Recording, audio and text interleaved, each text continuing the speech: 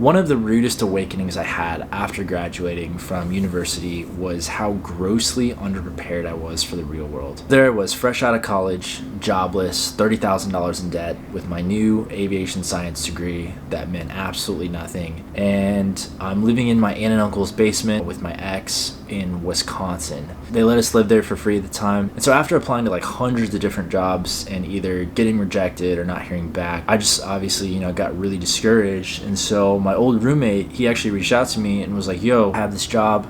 It's 100% commission, but I can get you a spot if you're interested. So fast forward a few weeks, he flies out here to train me. And basically what the job is I'm going to be selling cancer insurance door to door, cold calling, that whole shebang. And at this point in life, my standards were just dropping for a job. Like I was desperate and it was tough. I would knock on anywhere between like 30 and 40 doors. Long story short, I lasted about 6 months and I actually learned in that period that I outlasted every single person in my original training cohort. So that was a little bit of like a self-esteem booster. A lot of them just quit after like 1 month. They made 0 sales and just decided to move on. After this, we end up moving to Kansas City. I get a job at a call center, basically selling like security systems that I was terrible at. The job was so bad and this company had such a bad reputation that I was actually glad when I got fired because then I could do something that like felt more meaningful to me. So I ended up getting a job at this Italian restaurant after that. And so I worked there, going through training for about 2 months, just like learning the food and whatnot.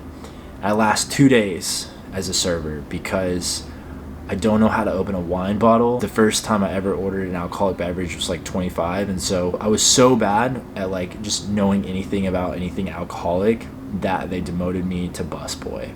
So then fast forward a little bit, my ex gets a job in Austin, Texas. We moved there for her job. I started working at this medical spa and then also like this well-known tire shop here in America. And at the time, this is just what we had to do to make ends meet. And I've actually found out this tire shop that I was working at was like the top 1 or 2% in America as far as like sales and profits. And so there's like 600 something of these stores. We were like number 10 out of that number. And so we were just constantly busy and swamped with customers, cars in and out. And so I would always come home just like covered in soot. My hands were like in horrible condition. My back and knees were just constantly fucked. And this job affected me so bad that I would come home and like I literally wouldn't be able to get hard. Imagine being 24 years old and you just can't get it up. Like now I'm hard like all the time. In this period of life, like I was so disappointed with myself because I'm watching my friends who I had graduated with 2 or 3 years prior and they're in their careers, they're making money, they're doing things that they love. I just felt so stuck because even though I was working these terrible jobs, the last 2 years I had still been applying to jobs that were within my degree field. I just could never get an interview for whatever reason. So later on, I ended up having to bite the bullet. I went back to school for this like 8-10 week aviation program, which allowed me this unique certification that would give me more credibility on my resume. So we end up moving. I complete this program and about 2 months goes by and I finally get a job in aviation. And I'm like, thank God.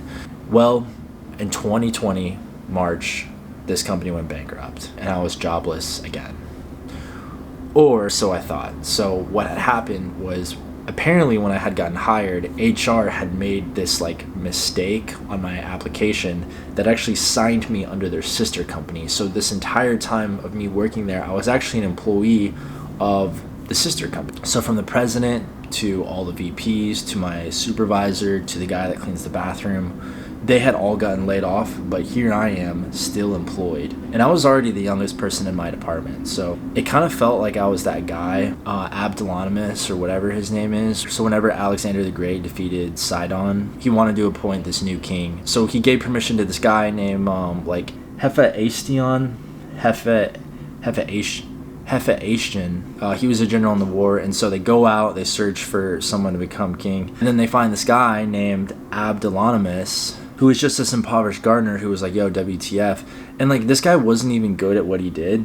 He would step on his own flowers. So yeah, I was like really thankful for this, obviously. But it was also in this time period, 2020, where I realized this could be my reality forever. My identity had always been a worker in the workforce.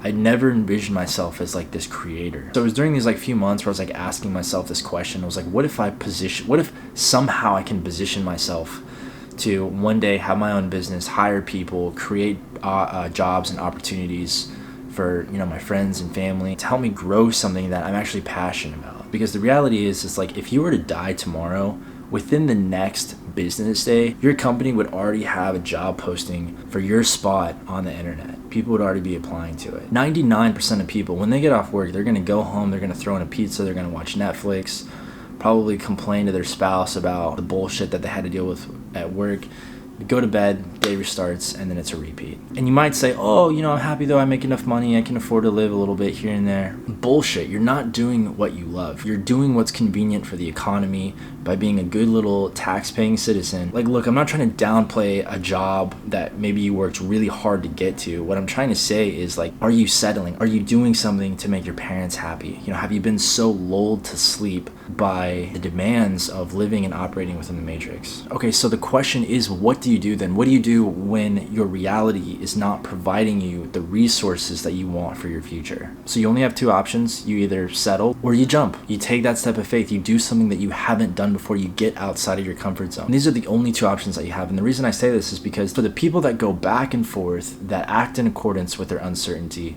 will ultimately fail. As Charles Bukowski once said, go all the way. If you're gonna go all the way. So your only option in this case then is to commit. I'm not telling you have to go out and quit your job tomorrow without a backup plan. Like, that's stupid, that's foolish. What I'm saying is bunker down, stack as much cash as you can. I'm gonna be honest with you, I still work a very normal, non-glamorous job, but it allows me the opportunity to invest in the things that I'm actually passionate about. I have the resources to go out and buy a camera if it breaks, to order Uber Eats if I'm busy on my laptop doing something. Currently, I've been really hyper-focused, and so I'm missing out on a lot of events, hanging out with friends, things like that. But to me, my future is worth it because I know one day I'm going to look back and my future self is going to thank me. I'm committed to this lifestyle. My best piece of advice is to not settle, to put your future in perspective and to think about who you want to be in 10 years. And optimize your health so in those periods where you're not working, you don't feel this need to go out and rest and coddle yourself and watch Netflix and binge drink. During this month of April, I'm giving up like all forms of alcohol, soda.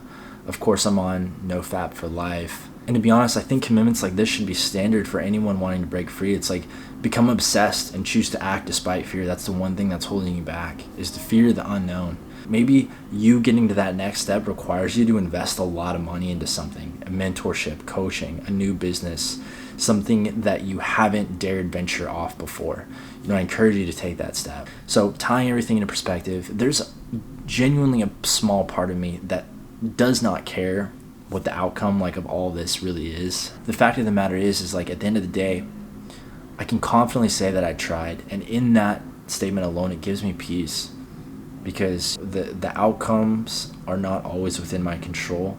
The process and the struggle of all of this is something that I've weirdly found to enjoy. Let your struggles of pursuing something meaningful be better than the comforts of playing it safe, and you'll win. Thanks again, guys, for watching. I hope this video helps, and see y'all next time.